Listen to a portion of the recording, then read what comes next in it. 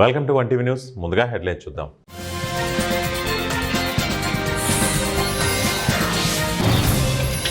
ఇరాన్లో ఎవరూ ఉండవద్దు, తక్షణమే ఖాళీ చేయండి, పౌరులకు అమెరికా హెచ్చరిక.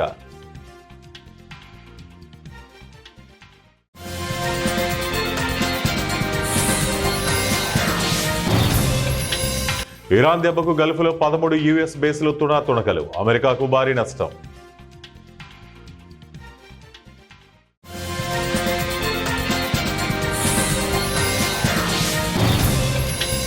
అమరావతికి చట్టబద్ధత, కేబినెట్ కీలక తీర్మానం.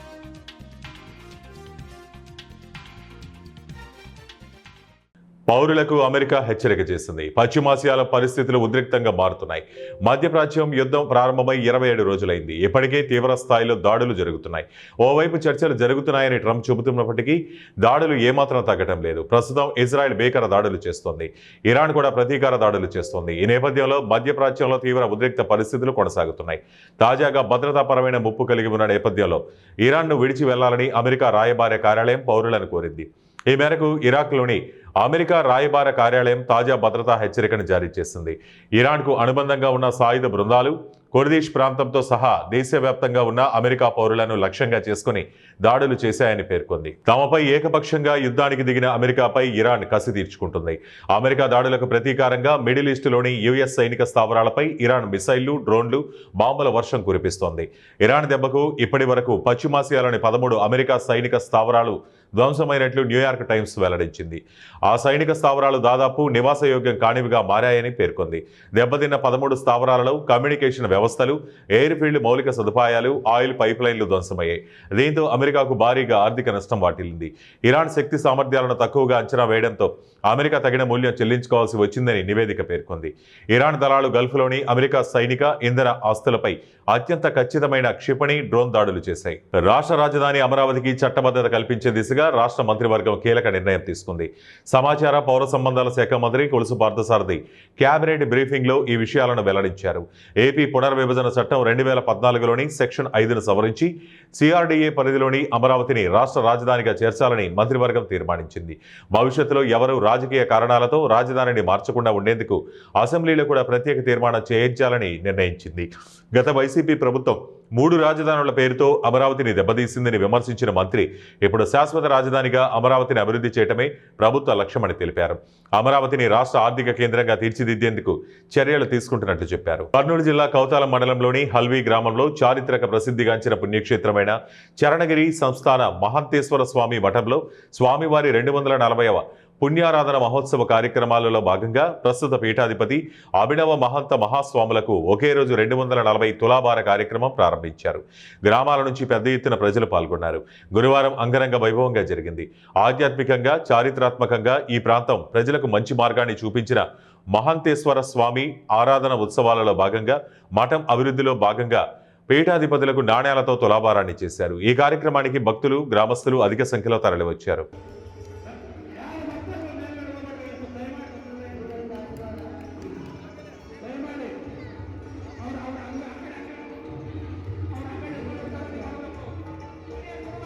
ప్రొద్దుటూరులోని ఈశ్వరెడ్డి నగర్లో దారుణం చోటు చేసుకుంది. కుటుంబ కలహాలతో తల్లి తన 3 పిల్లలకు కూల్ డ్రింక్లో విషద్రావణం తాగించి తల్లి కూడా త్రాగి ఆత్మహత్యకు పాల్పడింది. ఈశ్వరరెడ్డి నగర్కు చెందిన భువనేశ్వరి తన భర్త వెంకటకృష్ణకు గొడవలు జరిగి వెంకటకృష్ణ సంవత్సరం క్రితం భార్యాబిడ్డలను వదిలి వెళ్లిపోయాడు. అప్పటి నుంచి అత్త తిరుపతమ్మతో కలిసి భువనేశ్వరి పిల్లలు జీవనం సాగిస్తున్నారు. ఇటీవల అత్త కోడల మధ్య కుటుంబ కలహాలు వస్తుండటంతో పిల్లలు సుష్మా, నిఖిత, గణాలకు సాయంత్రం కూల్ డ్రింక్లో విషద్రావణం త్రాగించి తల్లి భువనేశ్వరి కూడా తాగి ఆత్మహత్యకు పాల్పడ్డారు. బయటకు వెళ్లిన అత్త తిరుపతమ్మ ఇంటికి వచ్చి చూడగా అందరూ అపస్మారక స్థితిలో ఉండటాన్ని చూసి స్థానికుల సహాయంతో జిల్లా ప్రభుత్వ ఆసుపత్రికి తరలించారు. మెరుగైన చికిత్స కోసం కడప రిమ్స్ హాస్పిటల్కి తరలించారు. సంఘటనపై పోలీసులు విచారణ చేపట్టారు. కూటమి ప్రభుత్వం అధికారంలోకి వచ్చిన తర్వాత రాష్ట్రంలో అభివృద్ధి పరుగులు పెడుతుందని విశ్వబ్రాహ్మణ సంక్షేమ మరియు అభివృద్ధి కార్పొరేషన్ రాష్ట్ర చైర్మన్ పార్వతమ్మ అన్నారు. కార్పొరేషన్ కార్యాలయంలో మీడియా సమావేశం నిర్వహించి విశ్వబ్రాహ్మణుల అభివృద్ధిపై మాట్లాడారు. స్టీల్ ప్లాంట్ శంకుస్థాపన ఉత్తరాంధ్ర అభివృద్ధికి కొత్త యుగమన్నారు. అనకాపల్లి జిల్లాలో ఆర్సెలాల్ మెటల్ మరియు నిస్పాన్ స్టీల్ సంయుక్తంగా ఏర్పాటు చేస్తున్న భారీ స్టీల్ ప్లాంట్కు శంకుస్థాపన జరగడం రాష్ట్రానికే గర్వకారణమన్నారు. ఈ ప్రాజెక్టు 1,35,964 కోట్లకు పైగా పెట్టుబడితో ఏర్పాటు చేస్తున్నట్లు, ఈ పరిశ్రమ వల్ల 1,00,000కు పైగా ఉద్యోగ అవకాశాలు వస్తాయని పార్వతమ్మ తెలిపారు. లోకేష్ నాయక్ గారు కానీ, అలాగే కూటమి ప్రభుత్వం అందరూ కానీ ఎంతో కృషి చేశారు. అలాంటి మన ఈ కూటమి ప్రభుత్వానికి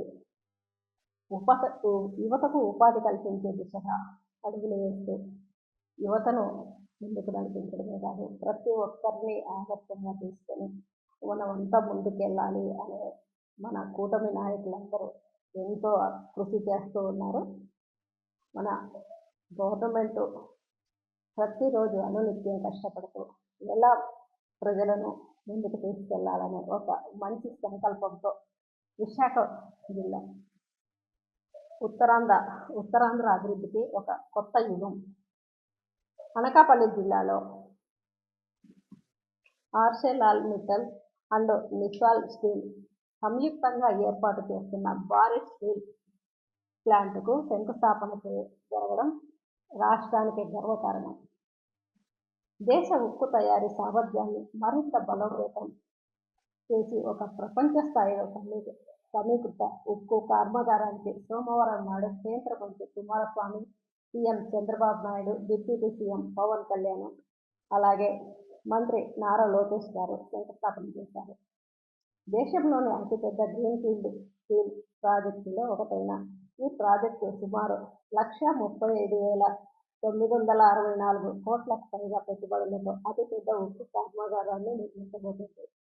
1,00,000కు పైగా ప్రత్యక్ష పరోక్ష ఉద్యోగ అవకాశాలు సృష్టించబడతాయి. స్థానిక యువతకు భారీ స్థాయిలో ఉపాధి లభిస్తుంది. Skill development. ముఖ్యమంత్రి సహాయ నిధి ద్వారా ఆపదలో ఉన్న కుటుంబాలకు ఆర్థికంగా ఆదుకుని సహాయ సహకారాలు అందించడమే ముఖ్యమంత్రి సహాయ నిధి లక్ష్యమని తెలుగుదేశం పార్టీ జాతీయ ప్రధాన కార్యదర్శి పీలేరు నియోజకవర్గ శాసనసభ్యులు నల్లారి కిషోర్ కుమార్ రెడ్డి పేర్కొన్నారు. అన్నమయ్య జిల్లా కలికిరి మండలం నగిరిపల్లి ఎమ్మెల్యే కార్యాలయంలో బాధిత కుటుంబాలకు 22 మందికి 17,57,175 రూపాయల ముఖ్యమంత్రి సహాయ నిధి చెక్కుల్ని అందజేశారు. ఈ సందర్భంగా ఆయన మాట్లాడుతూ వివిధ రకాల ప్రమాదాలు, అనారోగ్యంతో ప్రైవేట్ ఆసుపత్రుల్లో చికిత్సలు పొందిన బాధితుల వైద్య ఖర్చులకు MLA Kishore Kumar Reddy reference letter ద్వారా సీఎంఆర్ఎఫ్ కార్యాలయానికి పంపించగా పరిశీలన అనంతరం ముఖ్యమంత్రి సహాయ నిధి చెక్కుల రూపంలో సహాయం మంజూరు చేయబడిందని ఆయన అన్నారు. ప్రతి ఒక్కరూ ఆరోగ్యాన్ని జాగ్రత్తగా కాపాడుకోవాలని సూచించారు. ముఖ్యమంత్రి సహాయ నిధి ద్వారా సహాయం అందించిన ఎమ్మెల్యే కిషోర్ కుమార్ రెడ్డికి బాధితులు, వారి కుటుంబ సభ్యులు కృతజ్ఞతలు తెలిపారు.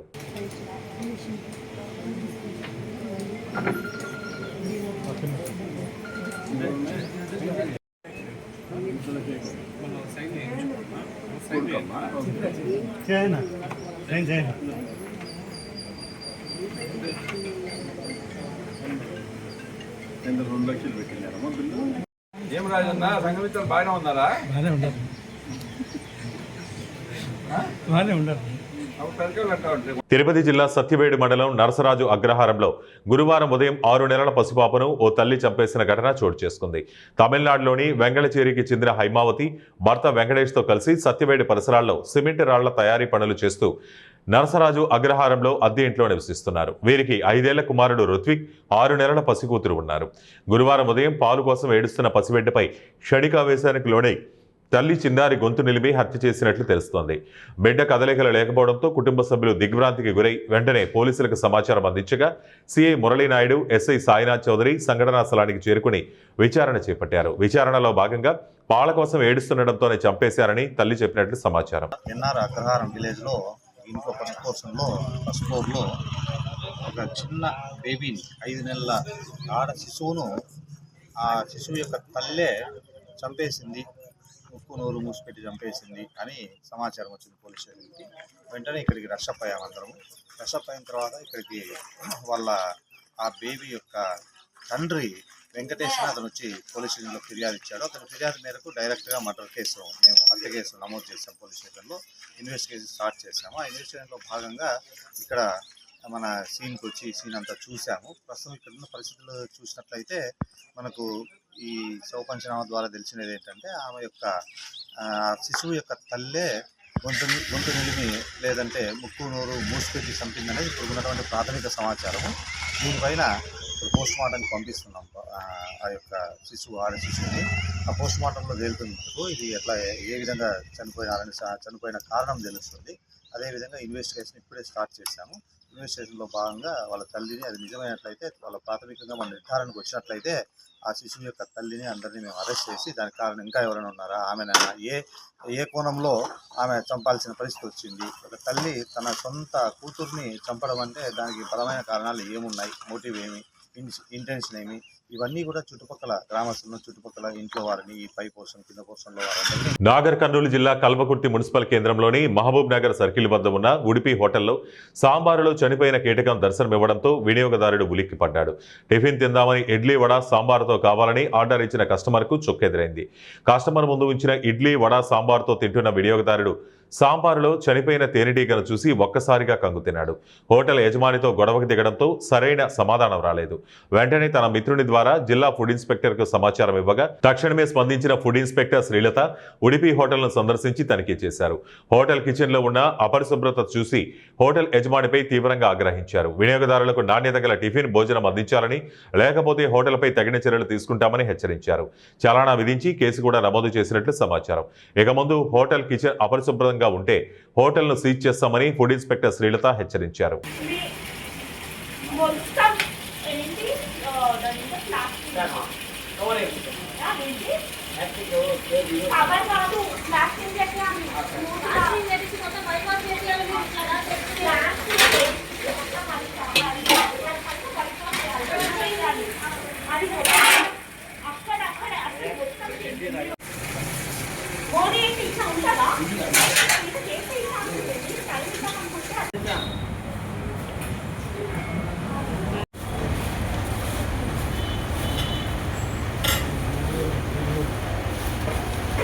వార్తలు ముగించే ముందు ముఖ్యాంశాలు మరోసారి.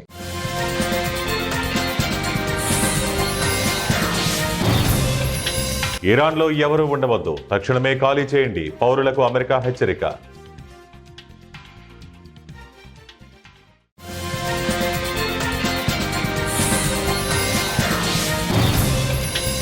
ఇరాన్ దెబ్బకు గల్ఫ్లో 13 యుఎస్ బేస్లు తుణకలు, అమెరికాకు భారీ నష్టం.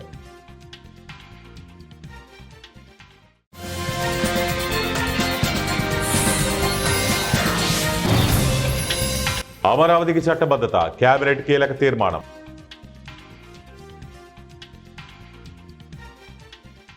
ఇవి ఇప్పటివరకు ఉన్న బులెటిన్ అప్డేట్స్. మరిన్ని అప్డేట్స్ కోసం చూస్తూనే ఉండండి 1 టీవీ న్యూస్.